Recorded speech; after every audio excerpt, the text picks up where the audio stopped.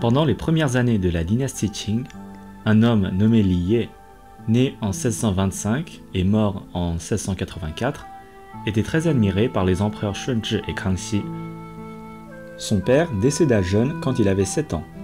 Alors, il dut assumer très tôt d'importantes responsabilités familiales. À 21 ans, Li Ye réussit l'examen impérial du plus haut niveau et sera promu à l'âge de 30 ans académicien des secrétaires impériaux. Il sera le plus jeune des hauts fonctionnaires de premier rang de la dynastie Qing. Selon un livre ancien Sangang Shilue, Li Ye avait des souvenirs de sa vie antérieure.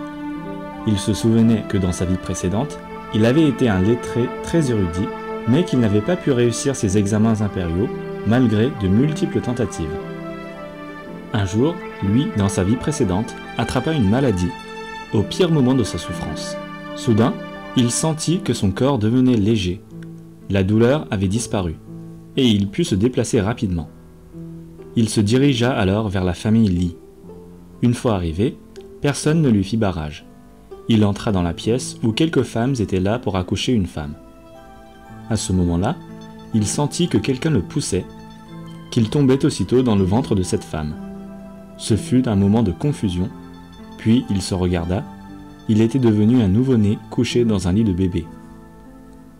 Il neigeait dehors à ce moment-là. La mère de Li Ye, qui venait de lui donner naissance, posa une question sur le temps qu'il faisait dehors. Le nouveau-né Li Ye répondit « Il neige ». Les membres de la famille furent vraiment surpris. Ceux qui avaient peu de connaissances sur le monde pensèrent qu'il était un monstre. Alors ils se préparèrent à le noyer. Heureusement, son père refusa fermement, ce qui permit au bébé Li Ye de survivre. Mais après cet incident, Li Ye n'osa plus parler. Tout le monde pensa qu'il était muet. Quand il eut 7 ans, un proche dit « Cet enfant est muet, à quoi bon l'élever ?» À ce moment, Li Ye soudainement sourit et parla, et tout le monde fut de nouveau surpris.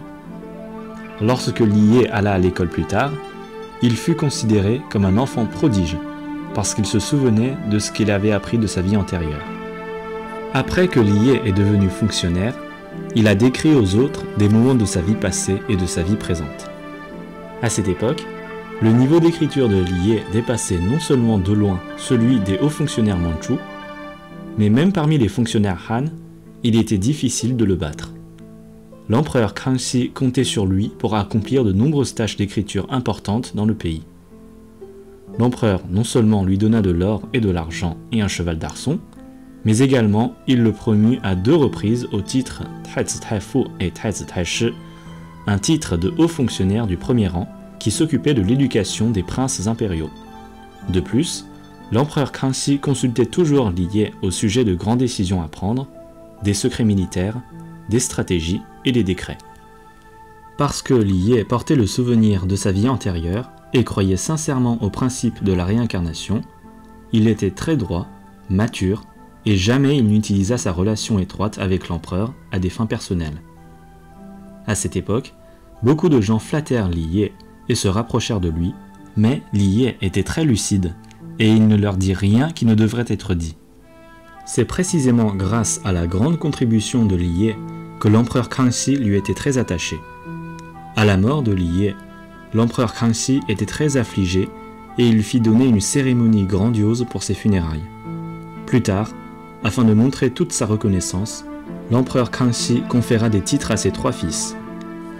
Son petit-fils, Li Mingqi, reçut le titre de responsable adjoint du Taichangsi, une administration destinée à gérer les protocoles rituels des sacrifices au temple des ancêtres.